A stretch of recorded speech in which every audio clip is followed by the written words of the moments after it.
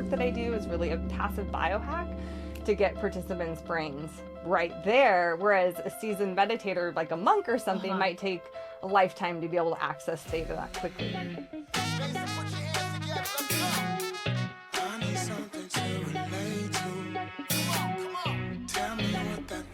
Hey y'all, welcome back to City Limitless, where we explore Mesa and beyond its city boundaries. I'm your host, Ashley, and I'm really excited today because in lieu of the holiday stressful season, I have Liz Adriano here with Ascendify Wellness, and we just want to calm, we want to zen out, we want to get centered and all the things, and I'm excited to have you here to tell us about this journey because when I met you, when Visit Mesa brought you in, I was kind of stressed.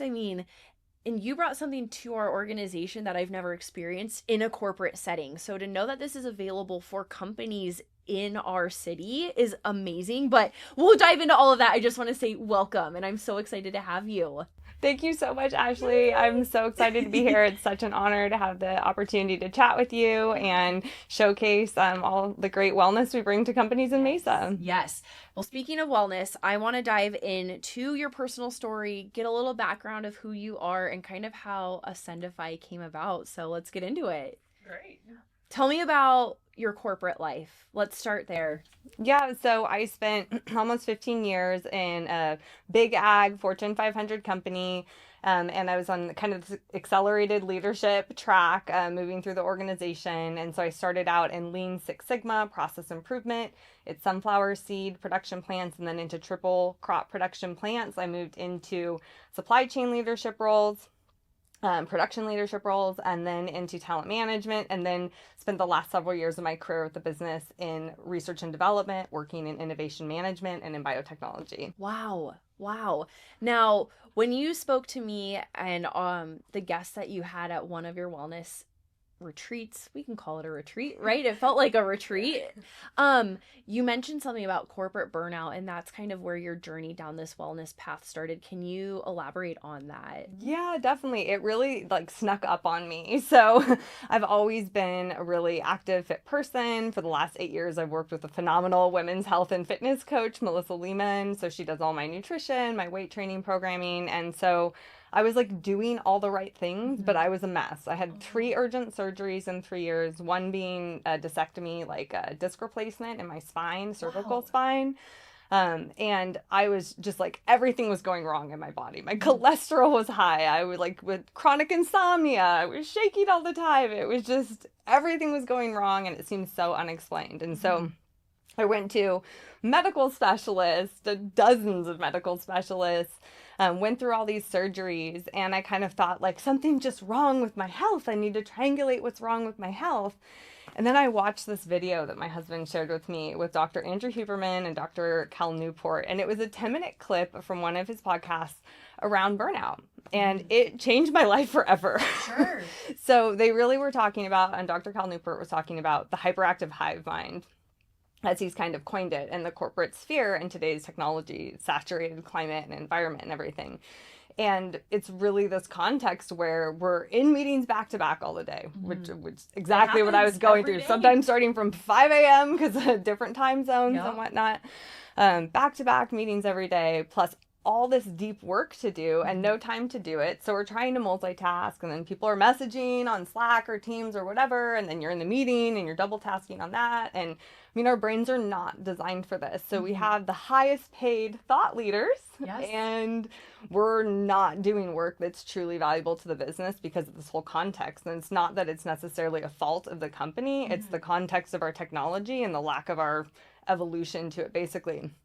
So Dr. Newport basically was there needs to be some sort of revolution of the whole way in which we work. And so once I started getting on this journey of solutions for myself that I found so transformative, I was whoa, there is a space here that I'm uniquely positioned, having spent so much time in this corporate environment, to help other people go through the same journey of really optimizing their minds and bodies to be their best self that I was able to find through the bunny trails of information scavenger hunting. And I don't want it to be this painful for other people. I want to make this accessible because I'm not great at being vulnerable, but the more I was, and I pushed myself to do that and talk to other leaders and colleagues and peers, I noticed everybody was going through a lot of similar things. Yeah. And it was like, wow, we're all just afraid to openly talk about what's happening. And we're all just running around like this hamster wheel, miserable, not being our best selves. And I'm like, I want to be part of the solution in changing that. And to me,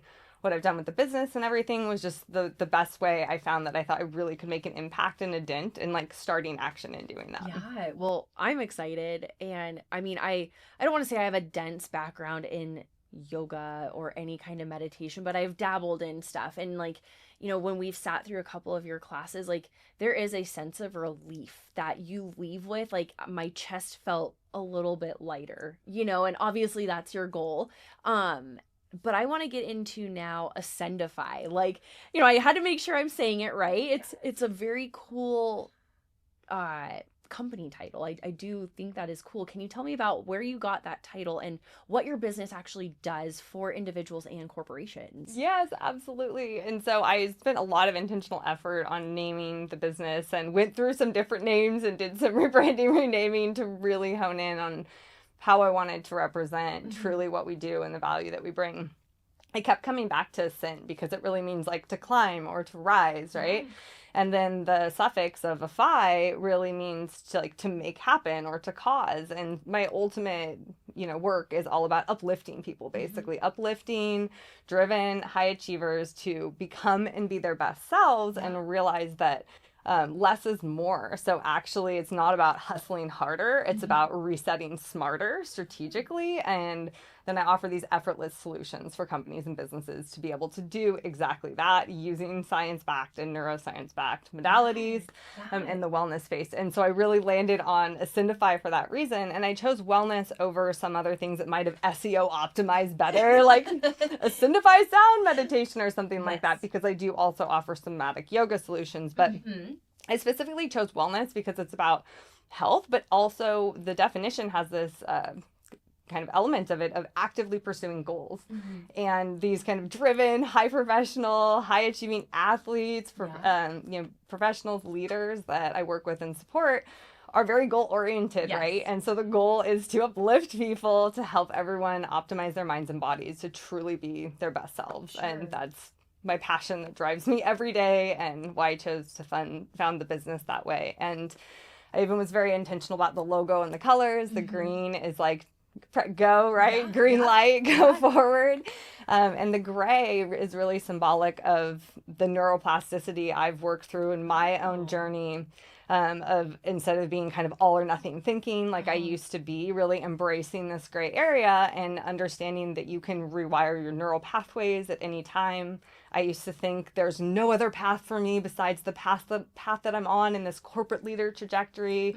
If I leave, my career will be over. There's no other options. I mean, I believe that to my bone, that it would like make me shake with fear at the even idea of leaving this company that I was a part of who I was really, and I'd spent so much time with. So to be able to like work these yogic and sound tools and everything to transform my own brain chemistry, my own mindset so profoundly, I think it shows for everybody that we can move whatever point and duality that we are and find beautiful space in the gray. Sure. And I honestly, I love that because I feel like when I entered my 30s, I was a very black and white person. It can't be this way and it can't be that way, or it has to be this way and it won't be that way. But I told myself when I entered my 30s, like, gray, I need to learn to live in the gray. And I feel like my life has become a little easier. So I'm glad I'm not the only one. We're on the same path, right? Exactly. You got it. That's now, what it symbolizes. It's tell great. me about your services, because I want to get into a conversation that we just had on email, you know, and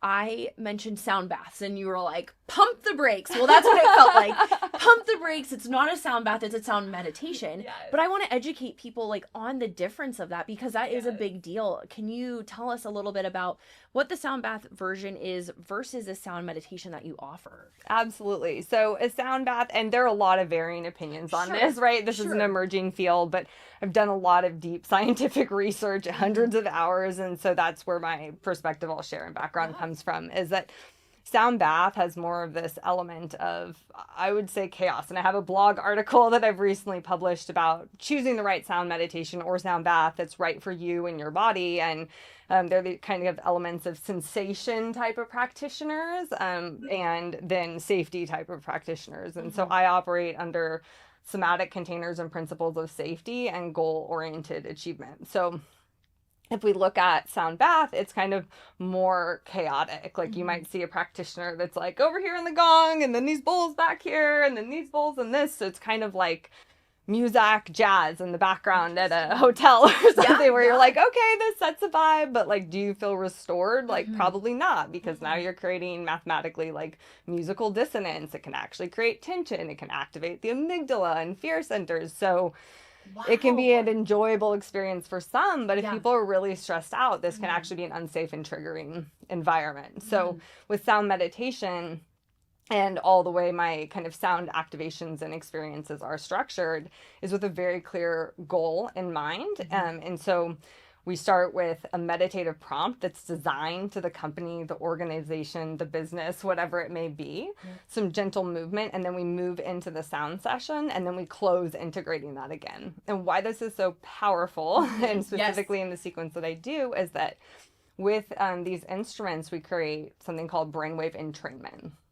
And we're actually taking our like busy beta, I call it busy beta brainwaves. So that's where we are most of the time, where we're stressed out, rushing around, doing logic-based tasks. And when we're up there too long, we start to become the equivalent of our computer having like 92 browser tabs open and 5 of our software programs running in the background. And we've left it on for 90 days like that. And now it's like blue screen of death because it's just been on too long and it's unhappy. And our brains are the same way. Like we need to be in beta brainwaves to do a lot of the tasks that we do. But in today's environmental context and technology saturated situation, we're up there too much. And so we're getting to that like crash and burn spot for our cognitive function without really knowing that that's happening to us. And so the power of theta brainwaves, we kind of go down from beta into alpha and then down into theta. And so with theta brainwaves, that's where our brains are when we're in REM sleep, which would be the thing that people are most familiar with. And that's very restorative. We have high cellular turnover, high bouts of creativity. Really, we're able to properly digest and absorb emotions and information in that brainwave state that we are not able to in the busy beta. So we want to bring down from busy beta to restorative theta. And this sequence and the work that I do is really a passive biohack to get participants' brains right there. Whereas a seasoned meditator, like a monk or something, might take a lifetime to be able to access theta that quickly. So that's why so many participants, I always encourage people to track on their smartwatch and compare and overlay their data to their sleep of all their biomarkers, because a lot of my clients are like, I got better sleep in this hour session than I get all night because we're so stressed. We're on screens until late at night. Our sleep cycles are disrupted. So people are sometimes never getting into that state that we have to have. And a lot of people who don't like to talk about emotions love it because you don't have to talk about emotions. Right. You just get to offload all of that kind of allostatic load that's these issues and stress hormones that get trapped in our body over time passively. So it's a really great effortless way to get tremendous results. And so that's why what I do is very different. And versus like the bath. Yes, exactly. So it's very science-backed, strategically targeted, aligned to goals, and working with companies, of course, that's very powerful for employee morale, for employee creativity and innovation and productivity, for team cohesion, because we're synchronizing everybody's brain waves, heartbeat, rhythms, everything together. So it's this passive way to have this amazing team bonding that's really hard to access so effortlessly in any other way. So a lot of my clients, you can feel when you come in, you can tell that there are team dynamic tensions, right? And then it's interesting to see even the communication tweak and improve just after one session by synchronizing everybody's biological rhythms together. Ultimately, it's pretty powerful. What I think is really cool about that is you get that corporate mindset. You did it for so long, so you can speak to these C-suite executives as to the why and make it make sense. You know, like you said, you have targeted goals. There is an end in mind. So bringing that wellness and corporate together, like That's powerful. Yeah. I'm very impressed. I'm glad that I get it. I'm very uniquely positioned. No, it is very interesting because you Yeah. don't think about that stuff. But I want to get into the instruments that you use. You mentioned the different sounds that you incorporate and work with. Can you kind of go through what you've brought here today and how those kind of work in your meditations? Absolutely. So we have a sampling of some of my favorite instruments here, and we can start with the Tingshas. I won't play them now because they'll be very high frequency, but these Tingshas are from kind of ancient Tibetan times, and they've been used in monks and monasteries to clear the mind. They're at 2000 hertz frequency and above, so they really activate a kind of a different altered state of consciousness. So I use them to start the meditation because they really prime the brain and the body to understand that we're going to have a shift, and it helps us kind of just transition to that, and a very powerful tool. They're great too to even use at your desk or something as a focus instrument. If you're doing guided meditation. So they're fantastic tools to have. I have an amazing supplier that I work with. Everybody gets one of these for Christmas from me this year. You'll understand why. Yes, they are amazing. And you can really take them on the go. So I do take my Tingshas when I travel. Sure, I would too.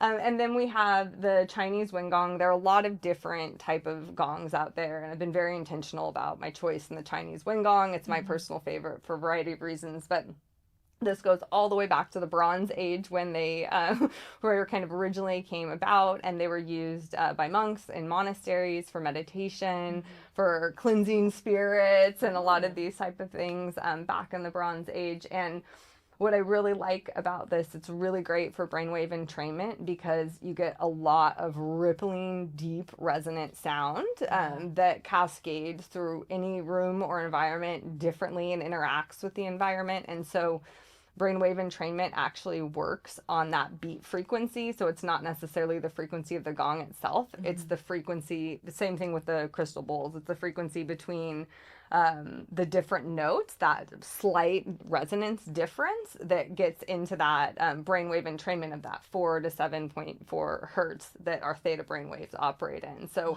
using the gong, we're kind of getting exactly in that range by that beat frequency difference. So it's not the frequency of the gong, it's not the frequency of the bowls itself. So it's a really common misperception because theta brainwaves aren't at, say, 60 to 80 frequency hertz like this gong is, or like 432 like the crystal bowls are. Yeah, very cool. Well, maybe talk about the bowls. Tell me about the bowls next. You're kind of segueing yourself into it, I feel. So crystal bowls are amazing. So the origins of them are kind of like nebulous. They actually originated in the 1980s and 1990s. People say they're ancient, but they're not. Wow, I feel old now. Those are ancient then. They're not, I know. They're not at all. They're really modern, relatively modern adaptation.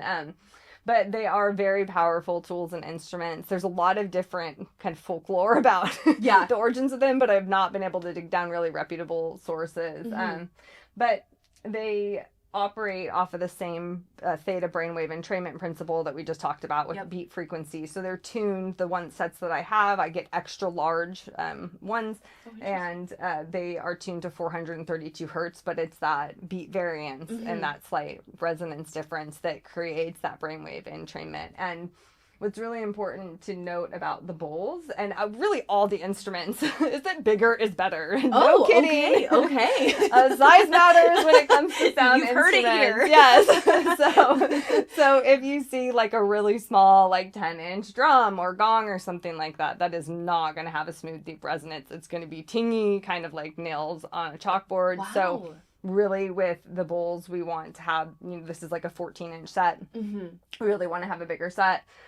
With gong, drums, everything, I mean, they need to be 2 feet or close to at least to really sound good. So it's a good thing to watch out for. Now, I do have a question. Each of your bowls have a different symbol. Does that play into any factors, or are they just differentiating? Well, it represents different energy centers in the body from like a holistic standpoint, but they are different musical notes. And this is another thing that's very important. So on this side over here, we have our major notes, and on this side we have our minor notes. And we talked a little bit about like the musical harmony versus dissonance mathematically. And when you cross play, which a lot of practitioners will do, when you cross play major and minor note bowls, that creates a mathematical musical dissonance, which activates the amygdala and the fear center of the brain. So I say it sounds like a science horror fiction warble, where it's like, and so I had some very bad experiences when I first tried different sound baths, and things like that were happening. And it can actually, especially if someone's really stressed, and I was going through the burnout and the health issues and everything, can be very dangerous and harmful to the body. So I advise people to kind of take a look at how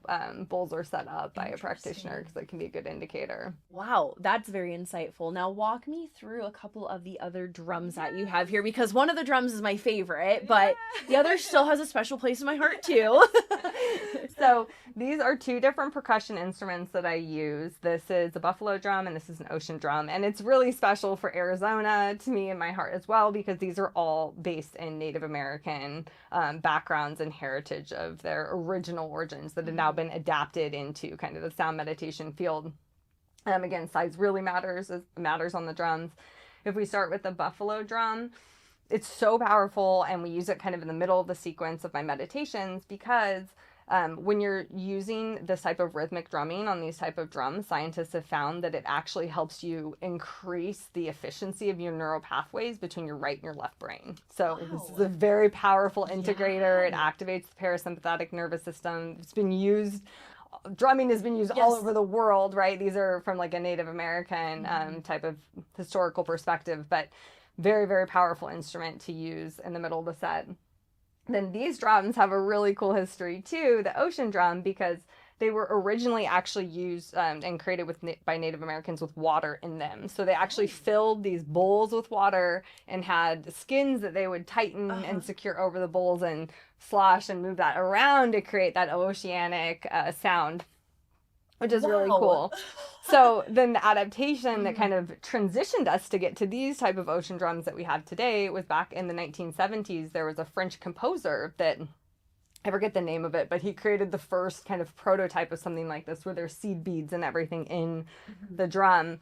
And then it became more popular. And now scientists have been studying them further, and they're calling it blue mind. And so they've studied how much stress hormones like cortisol can be reduced, how the parasympathetic nervous system for relaxation is activated by being by water, and study these instruments to be able to kind of test and vet that they create that same oceanic environment and input that's so soothing for people. So they're very powerful in calming the brain and the body, and being very restorative. So that's an awesome, cool, recent science. But like such a cultural experience, like from all these different walks of life on the earth, you've condensed, I keep saying that today, you've condensed into one experience. Now talk about these bowls, because my brain's now wrapping itself around the experience that I had and kind of like putting faces to objects, names to objects now. But I want to get into these bowls, because these were almost like life-changing. Yes, I know. So these bowls, they can be like struck or played, but I do typically use them to activate on people's bodies, like you've experienced. So that's what Ashley really likes, and a lot of people absolutely love. So when people are laying down, I usually do it towards the end of the meditation, put them on the stomach or on the chest, depending on what's more comfortable on a person's body. And their history is really cool and interesting too, because these type of metal bowls actually originated like in the Persian region. Wow. But they're really known. These, for example, are hand pounded and carved by monks in Nepal. And that's really what these type of Tibetan bowls are known for, is that type of context. But it originated because of trading along the silk trade road. The Silk Road. And so it's a pretty cool adaptation. I love these examples in history, and as inventions continue to evolve, of an adaptation of use into this meditative practice that was incorporated so many years ago that we carry forward today. And it's a big way. I was just interviewed by a woman who is a professor and a researcher in sociology at the University of Essex in the UK, and she had a colleague who specifically has spent many years in Nepal and studied these type of bowls and everything. And she was sharing with me that it's a huge way of how the monasteries are able to fund their, continuation of all of their work and their efforts is by doing this tremendous craftsmanship work that they're, selling around the world. So Incredible. It's a pretty cool connection. And they're absolutely, yes. All of these are super sweet instruments. I know we have a couple more, but I want to keep going because our viewers are going to be able to kind of get an experience with this here at the end. But continuing forward, who do you work with? We want to know, what is your clientele's, how can they reach out to you if this is something that they feel is going to be a fit for their company? Yeah, so I have kind of two main groups that I work with. And so the first one is what we've been talking about, which are companies, and I'm full mobile service. I know what it's like being in those back-to-back meetings. These leaders, people in business environments have very, very little time. So progressive companies that, have the mindset like big companies like Google and Microsoft do to implement meditative practices and understand how powerful that are, can hire me on. I have self-service booking, but do initial intake calls to really understand the client's goals. And then folks can self-service book once we're working regularly together too. So that's all easy and streamlined on my website. But I offer different segment sets between 30, 45, and 60 minutes to fit their goals. A lot of organizations start in the 30-minute set. Sure. They might book in a few over like lunchtime, which is really nice for employees. So different groups can kind of funnel in over those time. But once they get kind of used to working with it, they tend to bump up the time because the time does go so fast. Yes. As having been in it yourself. You're like, wait a second, didn't we just once start? Once you're in that theta state, if an hour feels like 5 minutes. Yes. So that's one component of how I can kind of support in businesses and community and really tailor everything exactly to that organization, their goals and everything like we talked about. And then the second segment is in the conference, meetings, and event space. And so when we look at what some studies and research that I love, when we look at the kind of old forgetting curve data, there's been recent research done by the University of Amsterdam, and they actually discovered that revisiting this and applying it to modern day kind of environments and learning contexts and everything, they really realized that it's 83% of information is lost by conference or long meeting or long form, kind of agendas and formats like that, when it's like get to 4 hours or more, which most meetings, conferences, and events are. 83% of that information is lost by participants in 48 hours. So that's a horrible statistic for the meeting planning world, and really bad news. But the good news is that I can come in breakout rooms and breakout sessions to be part of the format. Like I was just doing at NPI out in Glendale, the NPI Arizona Sunbelt chapter, in the wellness room. Did somatic yoga one day, did sound one day, did some one-on-one session work, some breakout session work, and group sessions. And so there's tremendous improvement because of being in the theta state of the memory recall capability. So if you can program this kind of in the center of the day in the agenda when you're doing breakout sessions, it's tremendously powerful for getting the return on investment in the tens of thousands or more, hundreds of thousands sometimes you're spending in the meeting space. So that's another group that I can really powerfully bring value to and support with these services. Now tell me where these groups can find you. I want to be able to plug that down at the bottom of our video so they know where to find you. So I have a website and have all services there. A lot more coming soon too, but everything's kind of organized by whether it's for athletes, for business, because I do support athletes and athletic teams as well. So everything's organized, whether it's for business, events, conferences, athletes. It's pretty easy to navigate. And then all my contact information is on there. So you can text me, call me. I'm available. I love that. Now, I want to know, what does the future of Ascendify look like? Because I know you were mentioning something with somatic yoga. What else is coming up in the future for you? Well, huge things are always learning. So some of the things around that, Ascendify Wellness has been a very fortunate recipient of actually the Mesa for All Foundation's autism certified specialist grant. So I'm in the midst of doing that and have so many exciting ideas of things to implement for that, because inclusion is really important to me, and I really want to be able to serve neurodivergent groups well to the maximum. And with City Limitless, that's something I'm really passionate to do. So I'm looking forward to digging into that. I'm also working on some higher education neuroscience that I think will be coming up soon, because I have gotten so deep and so passionate into this. I want to continue that journey. And one of the things from my kind of Lean Six Sigma process improvement background is voice of customer and continuous improvement. And so I'm always collecting feedback from participants, and like my most critical participant is my best friend to me, because those are the people that really helped me shape. So I continue to take all that feedback to improve, to grow, to learn, because I'm so passionate about serving the absolute best experience to all of my clients. I can feel that. You can feel the passion. So that as well. And then Somatic yoga is incorporated. I've already early launched that, and it's happening at some retreats. And another big thing that has just happened to come on board that I wasn't expecting, but has been like one of my most favorite things, are doing retreats for small leadership groups. Wow. So I've had some that have recently booked in that are doing formats where they wanted specific goal-oriented somatic elements to help them incorporate their different business and organizational goals.